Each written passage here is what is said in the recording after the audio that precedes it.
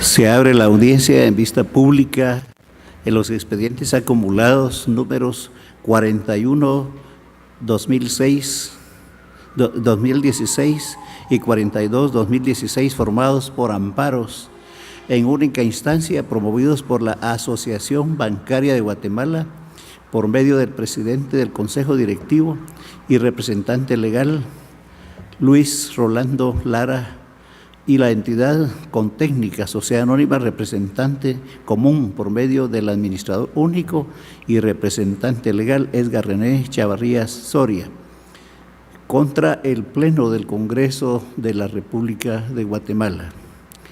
El secretario general hará relación del acto reclamado y de las peticiones de fondo formuladas por los postulantes y efectuará las advertencias reglamentarias de la presente audiencia. Pueden hacer uso de la palabra en su momento las personas que en su momento también serán indicadas. Por favor, señor secretario, tiene la palabra. La entidad Asociación Bancaria de Guatemala señaló como acto reclamado el decreto número 7-2015 del Congreso de la República de Guatemala, producto, señaló, de un proceso legislativo viciado que se identifica como Ley de Tarjeta de Crédito, que fuera publicado en el Diario de Centroamérica, órgano oficial de la República de Guatemala, con fecha 8 de diciembre de 2015.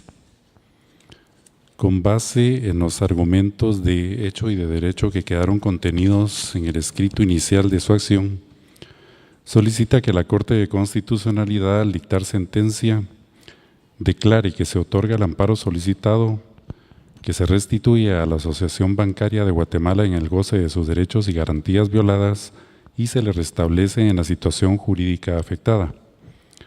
Asimismo, que se deja en suspenso definitivamente la entrada en vigor del decreto que constituye el acto reclamado.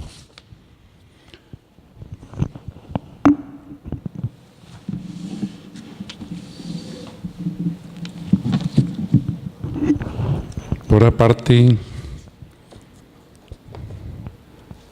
las entidades amparistas que nombraron como representante común a Contécnica, Sociedad Anónima, de igual manera señalan como acto reclamado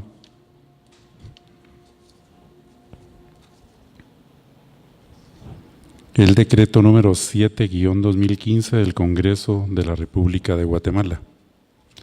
Con base también en los argumentos de hecho y de derecho que quedaron contenidos en el escrito inicial de la acción, solicitan que la Corte de Constitucionalidad dicte la sentencia que en derecho corresponde, declarando que se otorga el amparo solicitado, se restituye a las postulantes en el goce de sus derechos y garantías violadas y se les restablece en la situación jurídica afectada. Asimismo, que se deja en suspenso definitivamente la entrada en vigor del decreto que constituye el acto reclamado.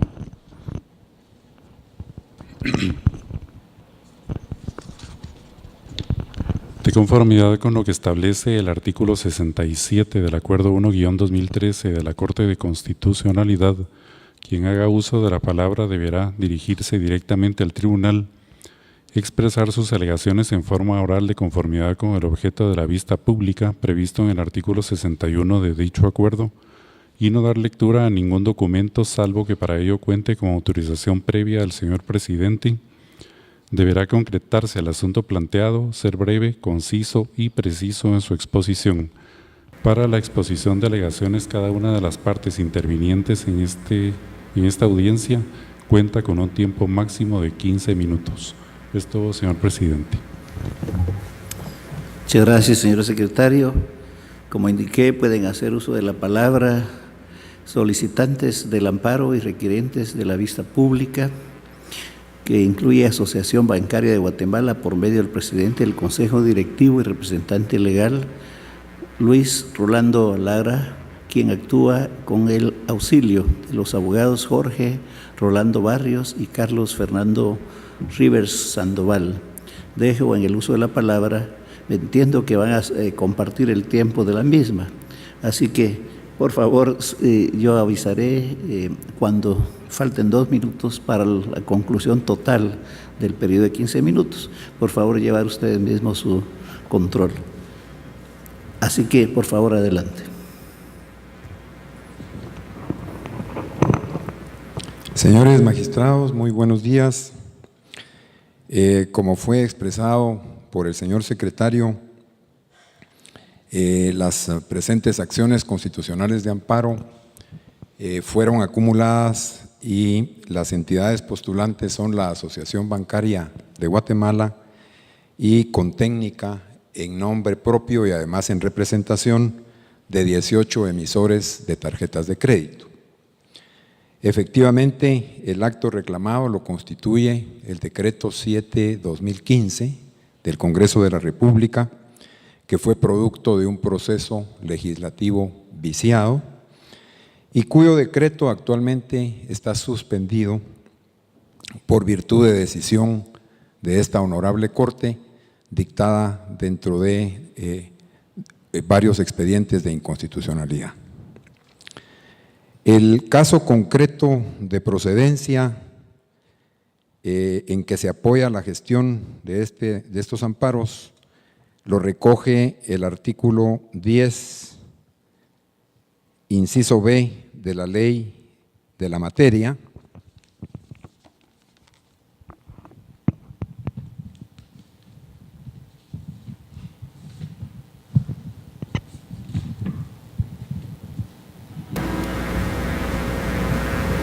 disculpe, voy a dar lectura. Puede pedir la autorización correspondiente y con gusto se le dará. ¿Me permite leer el artículo? Adelante, lo pertinente dentro de su tiempo.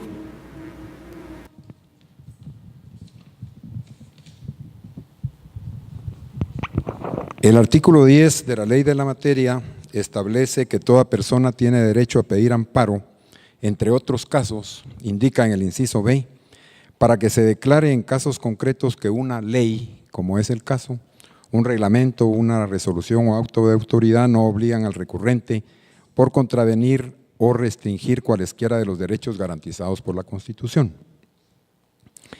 En el caso específico, las bases en que se apoyan los amparos descansan en tres motivos principales. Uno, vicios interna corporis del decreto impugnado.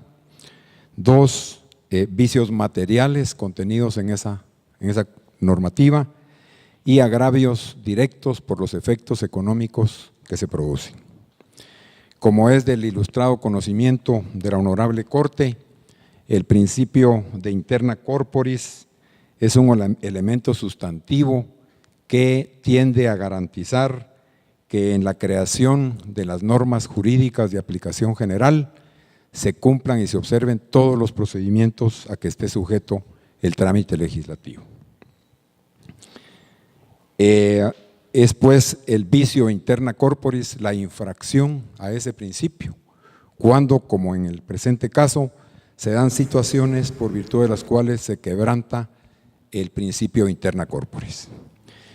¿Cuáles fueron las razones por virtud de las cuales nuestros patrocinados estiman que se produjo el vicio interna corporis?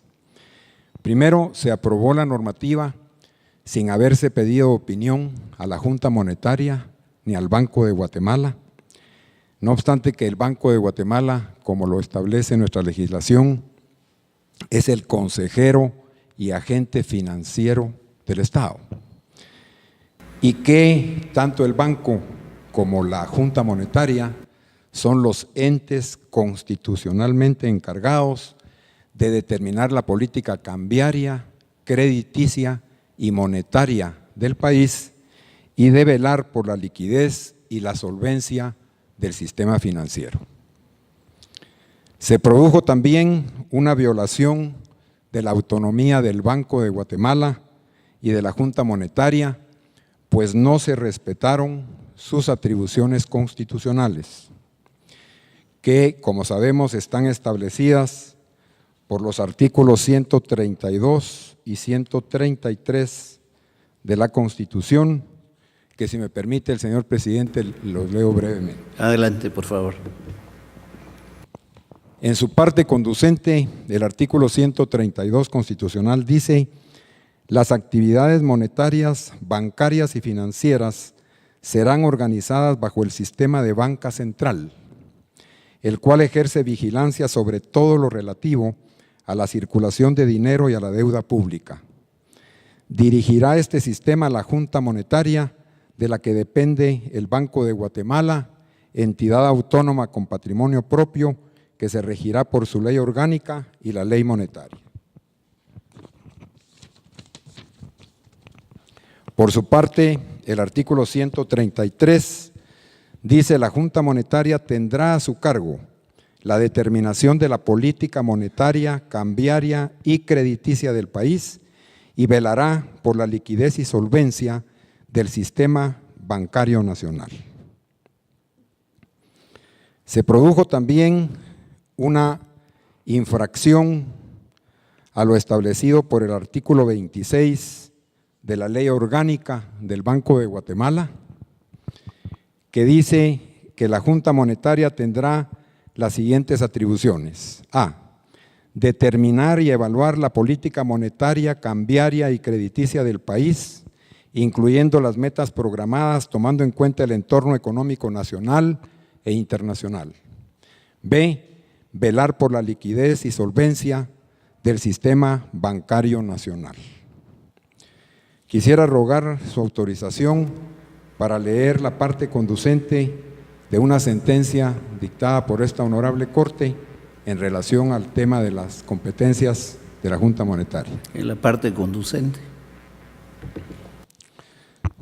Esa sentencia fue dictada el 3 de junio de 2008 en el expediente 1340-2007 y dice: las facultades que la Constitución Política de la República de Guatemala le otorgan tanto a la Junta Monetaria como a la Superintendencia de Bancos incluyen la de ejercer una función protectora del sistema financiero del país. Pues por una parte la Junta Monetaria tiene asignada competencia y funciones no solo para la determinación de la política monetaria, cambiaria y crediticia del país, sino también para velar por la liquidez y solvencia de las instituciones bancarias, pues se trata del órgano que como rector del sistema de la banca central debe con sus acciones y determinaciones asegurar la estabilidad y fortalecimiento del ahorro nacional. Termina la cita.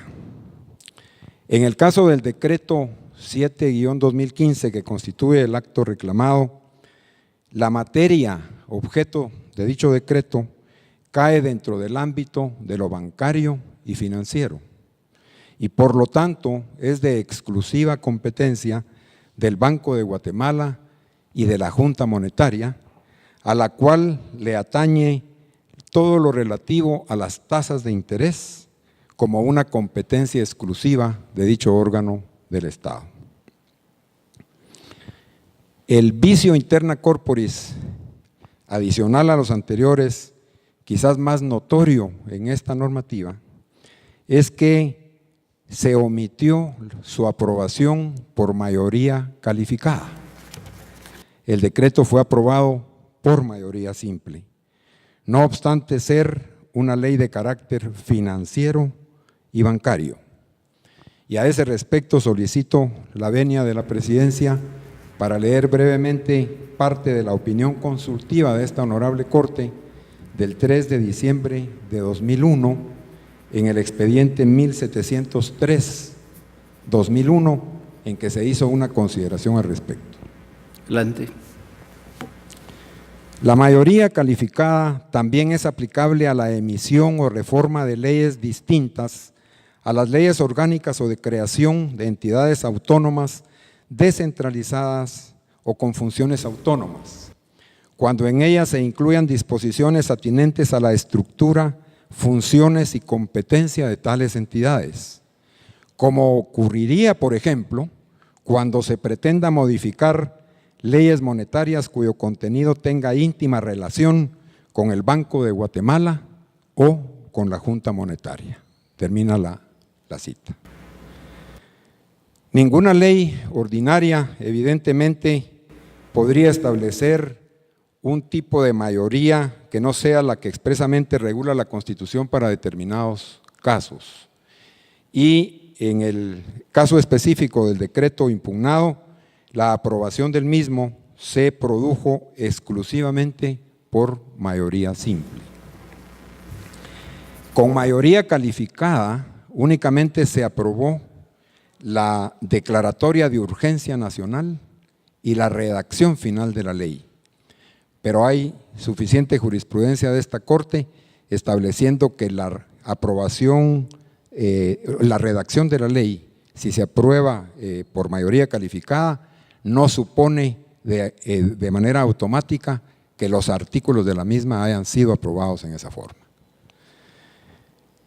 Se produjo además otro requisito esencial en el trámite legislativo, porque no obstante que el Pleno ordenó que 2 comisiones emitieran dictamen sobre los proyectos de ley originalmente, la Comisión de Economía y Moneda, cuando rindió su dictamen, solamente se refirió a uno de los 2 proyectos de ley y omitió consideración sobre el otro. Y el Pleno en ningún momento dispensó de los dictámenes de las comisiones. Eso constituye otro vicio interna corporis que hemos denunciado. Hemos solicitado, como lo refirió el señor secretario, que al momento de resolver en sentencia se otorgue el amparo, se restituya a las amparistas en el goce de sus derechos y garantías y se les restablezca en la situación jurídica afectada, pero primordialmente que se deje en suspenso definitivamente la entrada en vigor del decreto 7-2015. Quisiera solicitar respetuosamente a la Honorable Corte, si nos permite que a continuación, usando el doble tiempo de las 2 entidades postulantes, el licenciado Carlos Rivers pueda hacer alusión a los vicios materiales y el presidente de la Asociación Bancaria a los agravios directos y económicos. Han de ser buenos matemáticos y controladores del tiempo, porque quedan 3 minutos cabal para 3 personas. ¿Me permite, señor Sí, presidente? por favor. Como somos 2 entidades postulantes y cada una tendría 15 minutos, podemos continuar después de estos 3, puesto que tenemos los otros 15. Adelante. Gracias. Buenos días, señores magistrados. Es un gusto estar con ustedes el día de hoy. Me toca a mí hablar sobre los vicios materiales de la ley, el decreto 7-2015. Yo le pido autorización al presidente de la Corte que me permita citar las sentencias pertinentes y simplemente en sus identificaciones y textos pertinentes de la ley para hacer la argumentación que quiero realizar. Al lugar. Le prometo será breve. La violación de los artículos constitucionales correspondientes fundamentales a los derechos humanos principales son los siguientes: violación al principio de seguridad jurídica contenido en la sentencia del 10 de junio del año 2001 del expediente 1258, que indica que las leyes nacionales del país deben de ser coherentes, inteligibles y racionales. El segundo es una violación al debido proceso, que ha mencionado profusamente mi antecesor.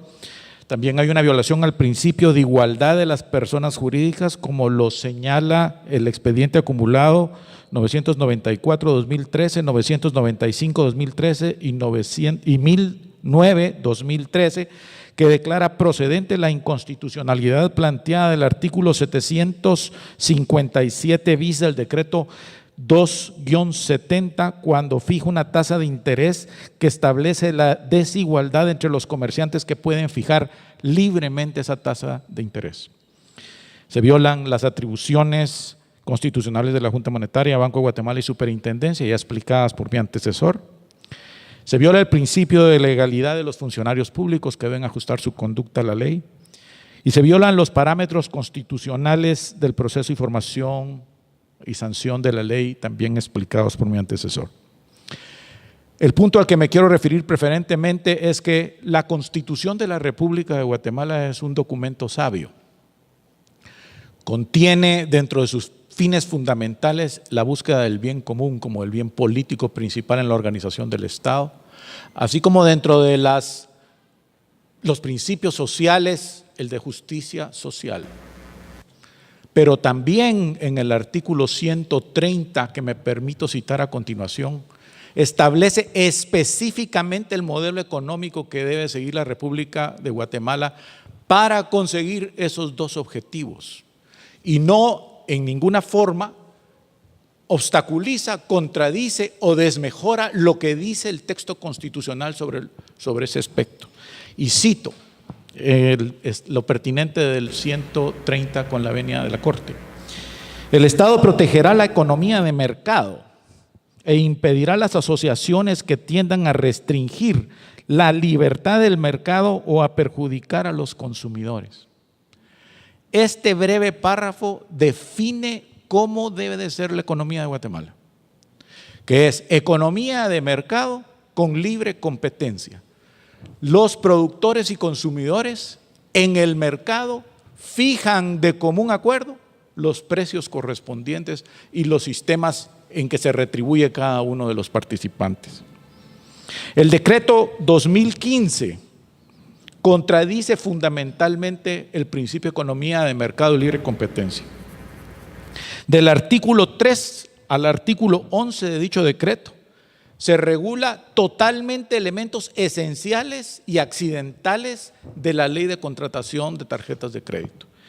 Estos artículos regulan cómo se deben modificar los contratos, cuándo terminan y cuál es su vigencia, cuál es el monto máximo del crédito y su límite, cuál es la capacidad de pago y cómo debe calcularse la capacidad de pago del tarjetaviente, cómo debe manejarse el riesgo crediticio, cómo hacerse la reestructuración de la deuda, cómo manejar la mora, y pone además un límite a la tasa de interés y fija un interés por mora.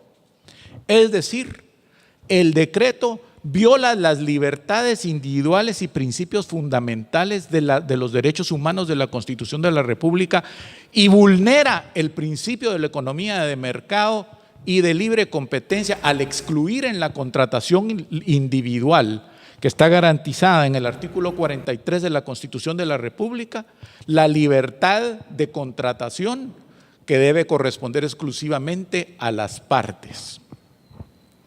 Es así como termino mi presentación, señor presidente. Muchas gracias. Señores magistrados, tengan todos muy buenos días.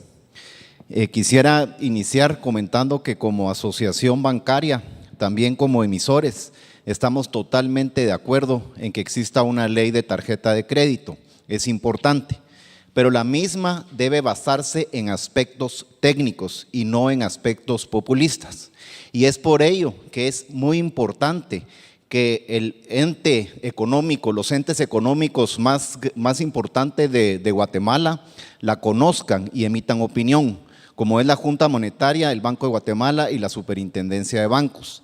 Hace algunos años se trabajó en un proyecto de ley y este se entregó en el Honorable Congreso de la República y ahí permaneció por lo menos alrededor de unos 3 años.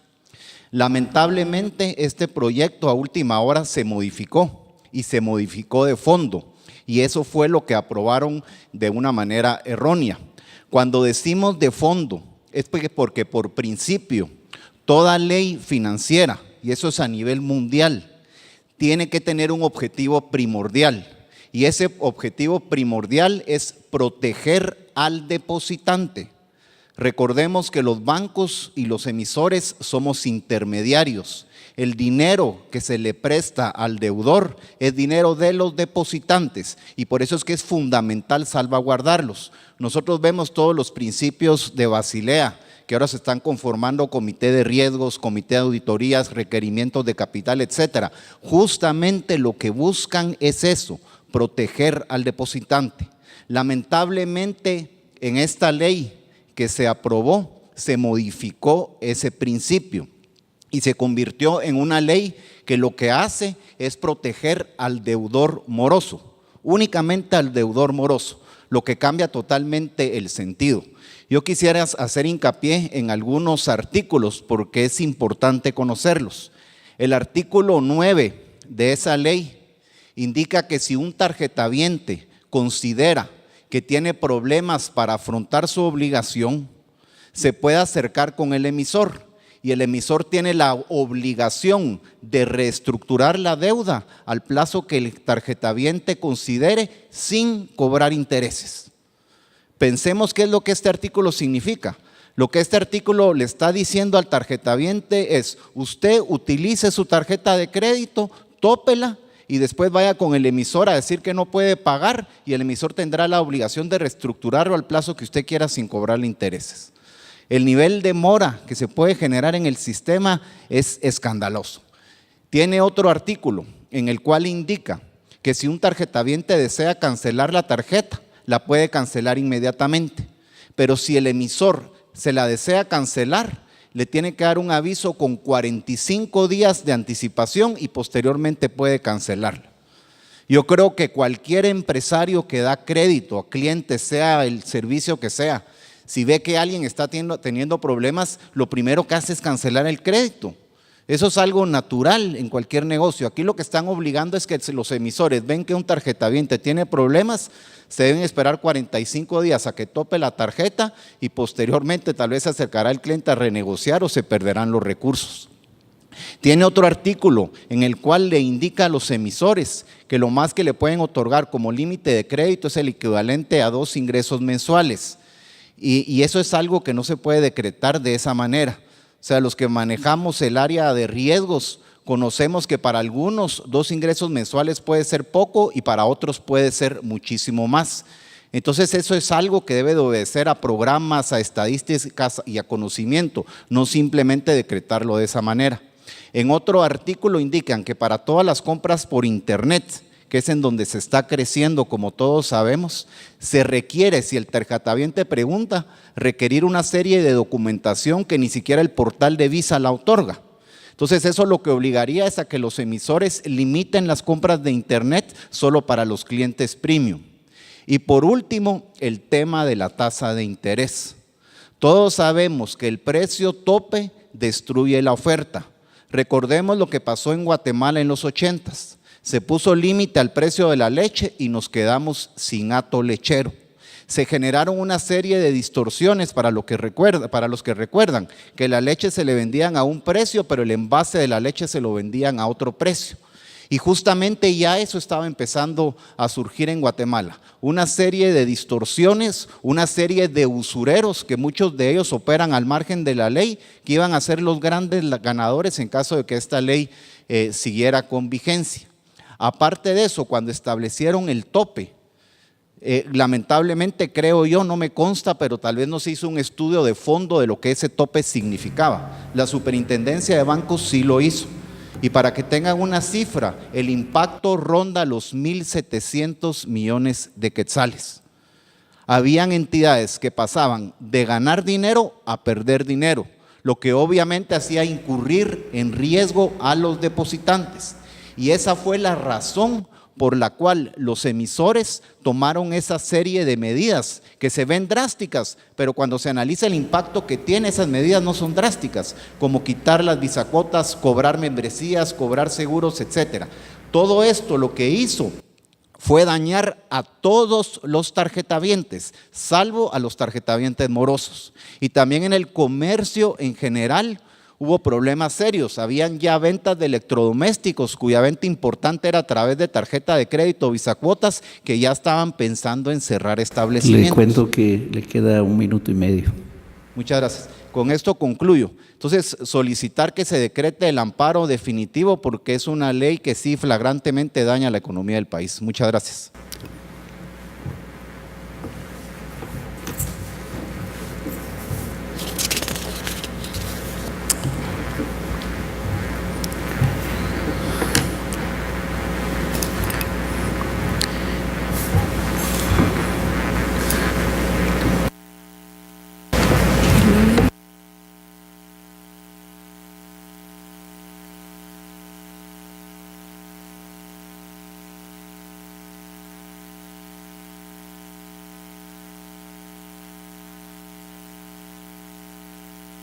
Entiendo y estoy consultando que De esta parte ya hicieron uso de la palabra todos quienes iban a hacer uso de la misma, ¿cierto?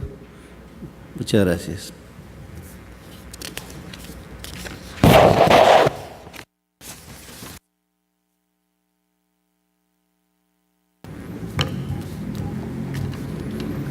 Como terceros interesados, la Procuraduría General de la Nación, que delegó su representación en el abogado don Óscar Rubén Salazar Rodríguez, quien actúa con su propio auxilio. Tiene la palabra.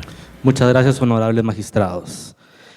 En el día de hoy, la Procuraduría General de la Nación hace la siguiente argumentación, indicando que el amparo protege las instancias y protege las violaciones a los derechos que se realizan o hacen la prevención a las futuras violaciones que se han cometido y en la protección de los derechos que constituyen la Constitución de la República de Guatemala, así como las que otorgan sus leyes. En el presente caso podemos ver que el Congreso de la República de Guatemala ha actuado en base a las facultades legales que establece la misma Constitución, su ley interna, en la cual es la aprobación de las leyes y decretos que rigen a la población de Guatemala. Es por eso que el simple hecho de poder estar en desacuerdo con lo actuado con este ente no constituye un agravio per se.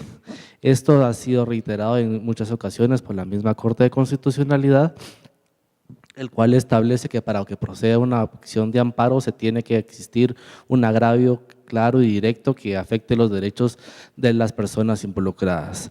Es por eso que en este orden de ideas, para que proceda la presente acción de constitucional, no existe ningún solo agravio que afecte directamente a las personas, no es la vía establecida en la ley para poder atacar lo que desean atacar las amparistas. Es por eso que en el presente caso la Procuraduría General de la Nación solicita que se declare sin lugar la presente acción de amparo. Muchas gracias.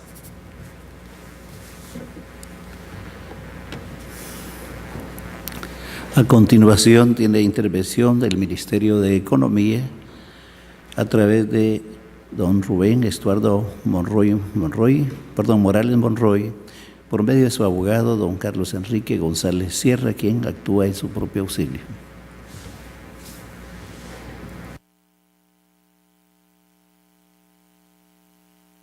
Señores magistrados de la Honorable Corte de Constitucionalidad, en representación del señor Ministro de Economía me constituyo para evacuar esta audiencia señalando, como hemos indicado desde el principio, que el Ministerio de Economía tiene funciones específicas que lo establece su reglamento orgánico interno.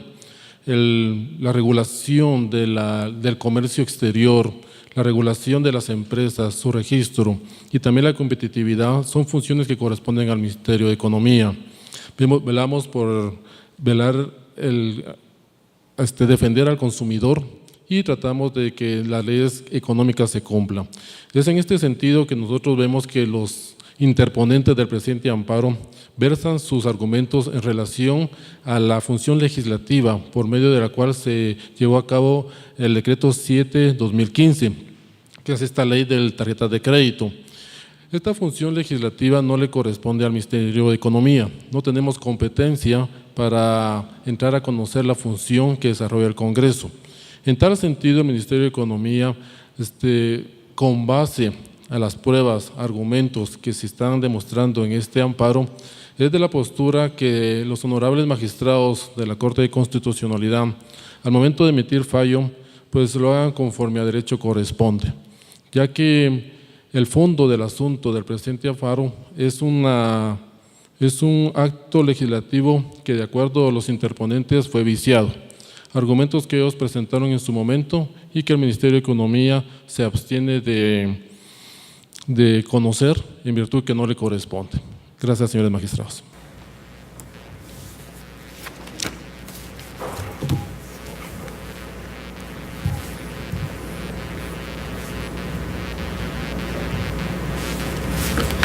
A continuación,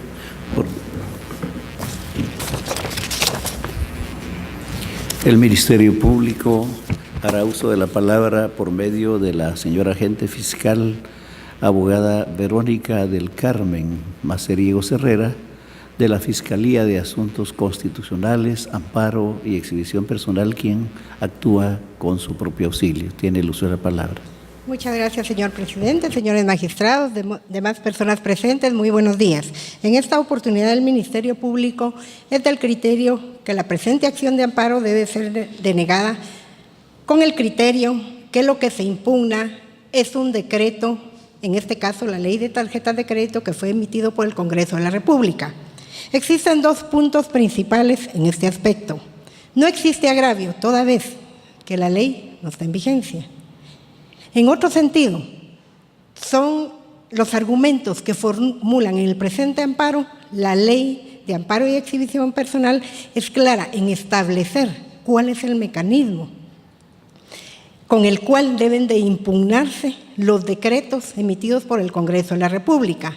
El Ministerio Público no puede entrar a conocer ni analizar los argumentos de los amparistas, toda vez que no es esta la vía por la cual ellos pretenden que se deje sin vigencia o, en todo caso, que no entre en vigencia un decreto que ya ha sido aprobado, estando pendiente, como ya se indicó, únicamente su vigencia.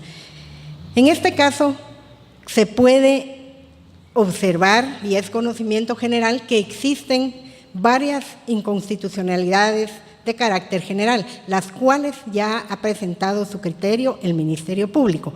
En el presente caso, es el criterio de esta institución que este debe ser denegado por no ser la vía idónea en donde se debe impugnar. Asimismo, solicita a este honorable tribunal que al dictar sentencia sea declarado sin lugar y se emitan las declaraciones que en derecho correspondan. Muchas gracias. Por un lapsus, omitimos dar la palabra al representante de la entidad Contecni Sociedad Anónima. Pregunto si ya expuso.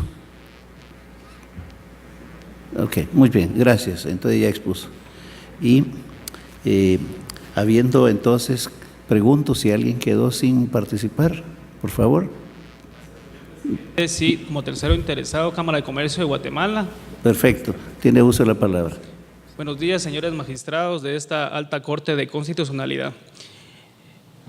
Cámara de Comercio de Guatemala, como tercero interesado dentro del presente amparo, quiere reiterar los argumentos vertidos dentro del proceso de amparo.